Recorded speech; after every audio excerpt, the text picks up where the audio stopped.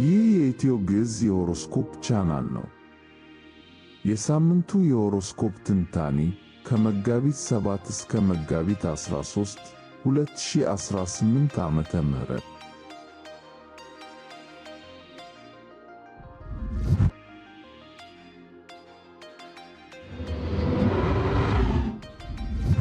ሰላም ጤና ይስጥልን።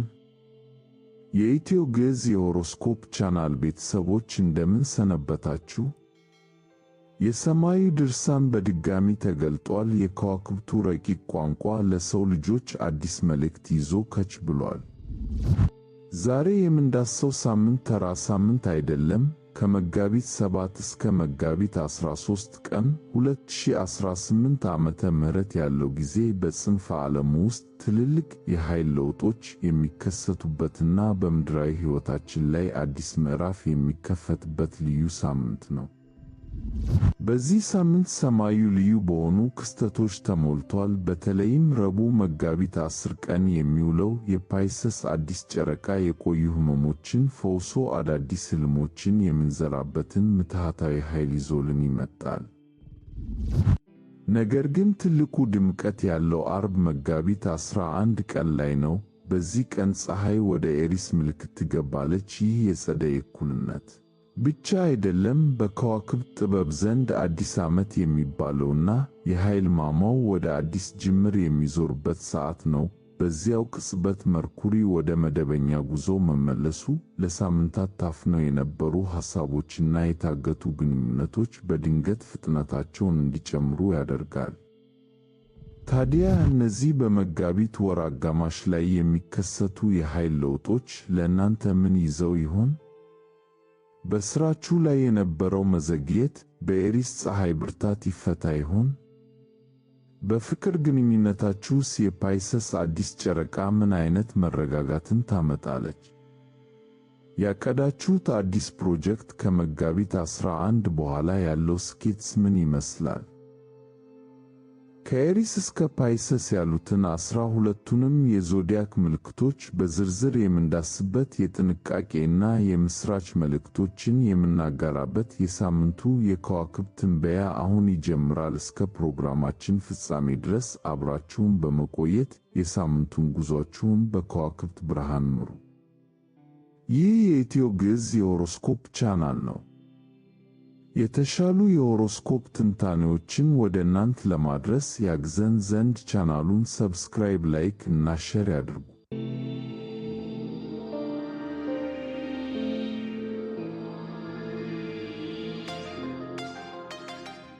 አንድ የኤሪስ ሳምንታዊ ትንታኔ ከመጋቢት 7 እስከ 13 ኤሪሶች ላለፉት ጊዜያት የተሸከማችሁት ስሜታዊ ሸክም አለ። ረቡዕ መጋቢት 9 የሚውለው አዲስ ጨረቃ ያንን ሸክም የምታወርዱበት ልዩ አጋጣሚ ነው። ለሰዎች ያላችሁ ታማኝነት የሚደነቅ ቢሆንም አሁን ግን ለራሳችሁ አዲስ በር የምትከፍቱበት ጊዜ ነው። ተአምር እንዲከሰት ሁለት ነገሮች ያስፈልግዎታል፤ እምነትና ተግባር። ከሰዎች ፍላጎት ይልቅ ወደ ራሳችሁ ሕልም የሚያደርሷችሁን ትናንሽ እርምጃዎች ዛሬውኑ ጀምሩ። አርብ ዕለት ፀሐይ ወደ እናንተ ኮከብ ስትገባ የዓለም ትኩረት ወደ እናንተ ይመለሳል። መርኩሪም ወደ ቀጥተኛ ጉዞ ስለሚመለስ መስተጓጎሎች ይወገዳሉ። ለረጅም ጊዜ ያሰባችሁትን ፕሮጀክት አቧራውን አርግፋችሁ ጀምሩት። ሕልማችሁ እውን የሚሆንበት ብርሃን ይታያል። እሁድ ግን ከሚጎዳችሁ ግንኙነት በሰላም የምትለዩበት ቀን ሊሆን ይችላል።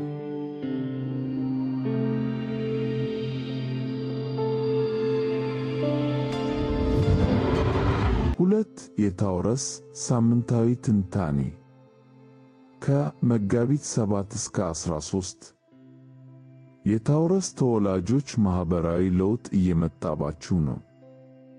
ረቡዕ የሚወጣው አዲስ ጨረቃ በማኅበራዊ ሕይወታችሁ ላይ አዲስ እሳት ይጭራል። አሮጌ ጓደኝነትን ጥሎ በአዲስና ከእናንተ እድገት ጋር በሚመጣጠኑ ሰዎች መከበብ የግድ ይላችኋል።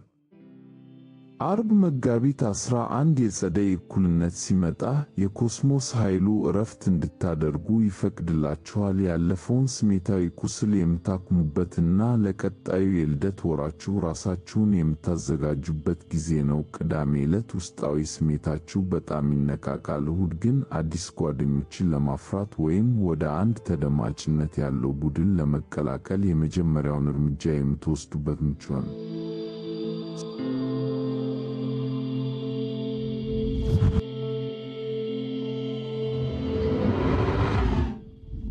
3 የጀሚናይ ሳምንታዊ ትንታኔ ከመጋቢት 7 እስከ 13።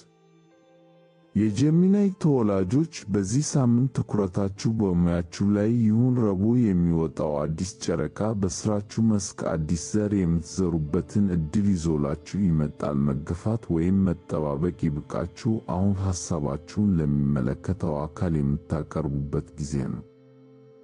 አርብ ዕለት ፀሐይ ወደ አርየስ ስትገባ የቡድን ሥራ ስኬታማ ያደርጋችኋል። ብቻችሁን ከመልፋት ይልቅ ካላችሁ ቡድን ጋር ተቀናጅታችሁ ስሩ። መርኩሪም ጉዞውን ስለሚያስተካክል የነበረው ጭጋግ ይገፈፋል። ቅዳሜ ዕለት ከሌሎች ጋር ያላችሁ አጋርነት ይጠነክራል። እሁድ ደግሞ በሥራችሁ መስክ ያልተጠበቀ የገንዘብ ወይም የእድገት ሲሳይ ሊመጣላችሁ ይችላል። ይህ የኢትዮ ግዕዝ የሆሮስኮፕ ቻናል ነው። የተሻሉ የሆሮስኮፕ ትንታኔዎችን ወደ እናንተ ለማድረስ ያግዘን ዘንድ ቻናሉን ሰብስክራይብ፣ ላይክ እና ሼር ያድርጉ።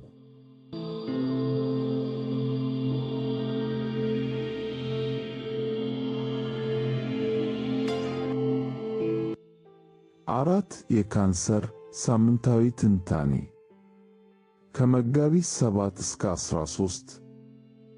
ካንሰሮች ሆይ ከጎጆአችሁ ወጥታችሁ ዓለምን የምታዩበት ጊዜ ደርሷል። ረቡዕ የሚወጣው አዲስ ጨረቃ አዲስ የእውቀት ዘርፍ ጉዞ ወይም የንግድ ሥራ እንድትጀምሩ ያነሳሳችኋል። ትልቅ አስቡ።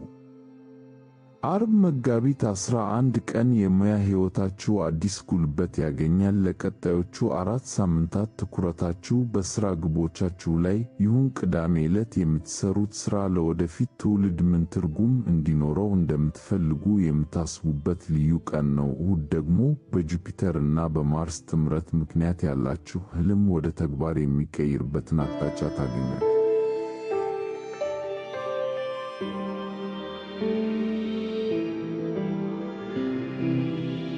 5 የሊዮ ሳምንታዊ ትንታኔ ከመጋቢት 7 እስከ 13።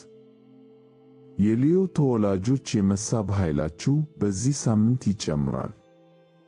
ረቡዕ የሚወጣው አዲስ ጨረቃ በውስጣዊ ፍላጎታችሁ እና በለውጥ ላይ ያተኩራል። ሰዎችን ለማሳደድ አትልፉ። በራሳችሁ ማራኪነት ብቻ ሰዎችን ወደ እናንተ እንዲመጡ አድርጉ።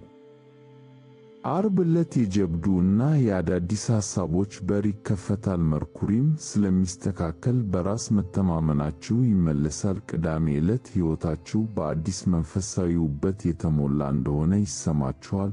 እሁድ ደግሞ አንድን የቆየ ሐሳብ ወደ እውነት ለመለወጥ ያላችሁ እምነት ይጨምራል። ማግኘት የምትፈልጉትን ነገር በግልጽ አስቡት፣ መንገዱ ይከፈታል።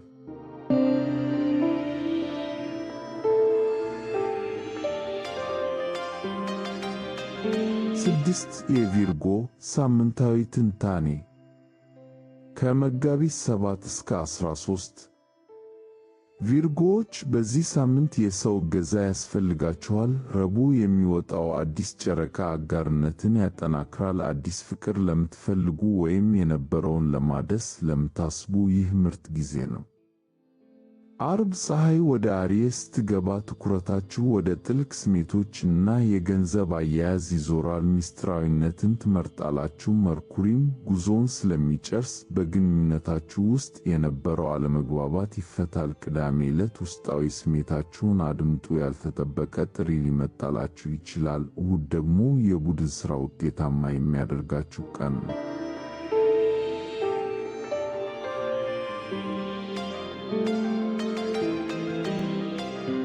7 የሊብራ ሳምንታዊ ትንታኔ ከመጋቢት 7 እስከ 13። ሊብራዎች ራሳችሁን የምታድሱበት ሳምንት ነው። ረቡዕ የሚወጣው አዲስ ጨረቃ አካባቢያችሁን እንድታስተካክሉ እና ለጤናችሁ ትኩረት እንድትሰጡ ያሳስባችኋል። አካላዊ እንቅስቃሴ ጀምሩ።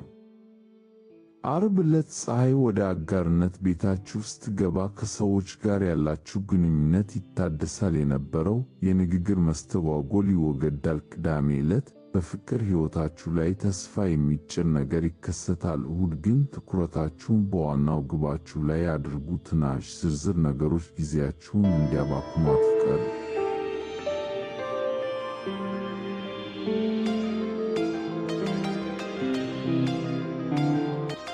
ስምንት የስኮርፒዮ ሳምንታዊ ትንታኔ ከመጋቢት 7 እስከ 13። ስኮርፒዮዎች የፍቅር ሕይወታችሁ ሊፋፋም ነው። ረቡዕ የሚወጣው አዲስ ጨረቃ በደስታ እና በፈጠራ ቤታችሁ ላይ ስለሚያርፍ ልዩ የመሳብ ኃይል ይኖራችኋል። የፈጠራ ሥራዎቻችሁም ዕውቅና ያገኛሉ።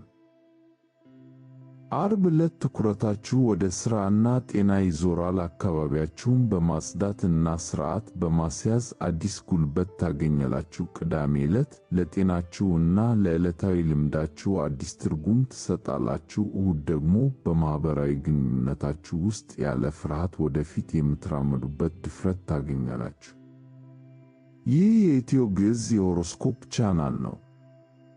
የተሻሉ የሆሮስኮፕ ትንታኔዎችን ወደ እናንተ ለማድረስ ያግዘን ዘንድ ቻናሉን ሰብስክራይብ፣ ላይክ እና ሼር ያድርጉ።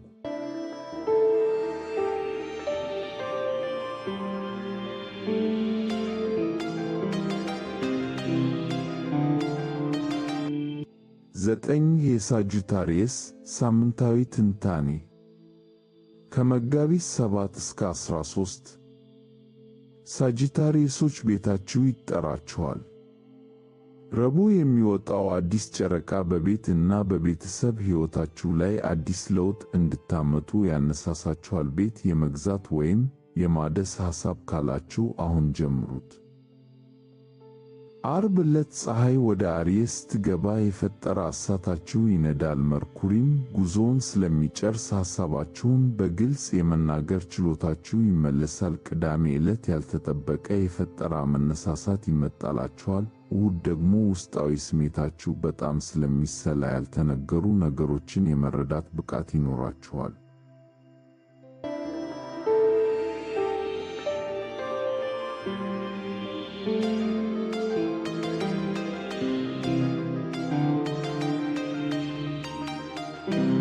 አስር የካፕሪኮርን ሳምንታዊ ትንታኔ ከመጋቢት 7 እስከ 13። ካፕሪኮርኖች ማኅበራዊ ሕይወታችሁ ሊሻሻል ነው። ረቡዕ የሚወጣው አዲስ ጨረቃ የመገናኛና የንግግር ችሎታችሁን ያሳድገዋል። የተጣላችሁት ሰው ካለ ይቅርታ ለመጠየቅ ወይም ሰላም ለመፍጠር በሩ ክፍት ነው።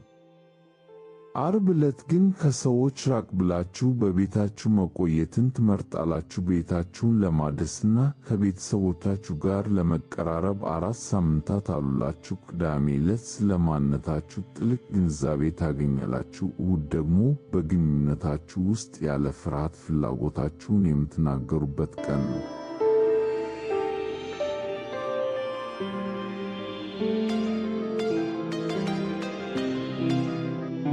አስራ አንድ የአኳሪየስ ሳምንታዊ ትንታኔ ከመጋቢት 7 እስከ 13። አኳሪየሶች የገንዘብ አያያዝ ታሪካችሁን የምትቀይሩበት ጊዜ ነው። ረቡዕ የሚወጣው አዲስ ጨረቃ በገቢ እና በደህንነት ቤታችሁ ላይ ስለሚወጣ አዲስ የገቢ ምንጭ ወይም በጀት የምታወጡበት ዕድል ይሰጣችኋል። ዓርብ ዕለት ደግሞ የብቸኝነት ጊዜያችሁ ያበቃና ማኅበራዊ ሕይወታችሁ ይነቃቃል። መርኩሪም ስለሚስተካከል ንግግራችሁ ሰሚ ያገኛል። ቅዳሜ ዕለት ከፈጠራ ሰዎች ጋር አብሮ ለመስራት ምቹ ነው። እሁድ ግን ለጤናችሁ ትኩረት ስጡ። አዲስ የአካል ብቃት እንቅስቃሴ ለመጀመር ትክክለኛው ቀን ዛሬ ነው።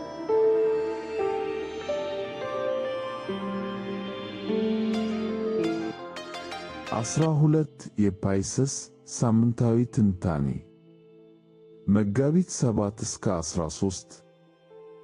ውድ ፓይሰስ ተወላጆች እንኳን ደስ አላችሁ! ረቡዕ መጋቢት 9 ቀን በእናንተ ኮከብ ላይ የሚወጣው አዲስ ጨረቃ የልደት ስጦታችሁ ነው። አሮጌውን ማንነት አውልቃችሁ አዲሱን የምትለብሱበት ጊዜ ነው። ለራሳችሁ ህልም ኢንቨስት አድርጉ።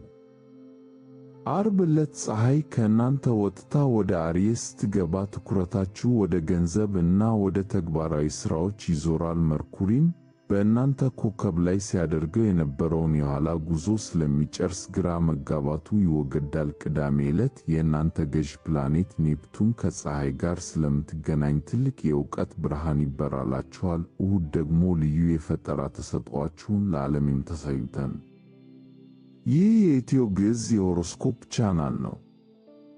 የተሻሉ የሆሮስኮፕ ትንታኔዎችን ወደ እናንተ ለማድረስ ያግዘን ዘንድ ቻናሉን ሰብስክራይብ፣ ላይክ እና ሼር ያድርጉ።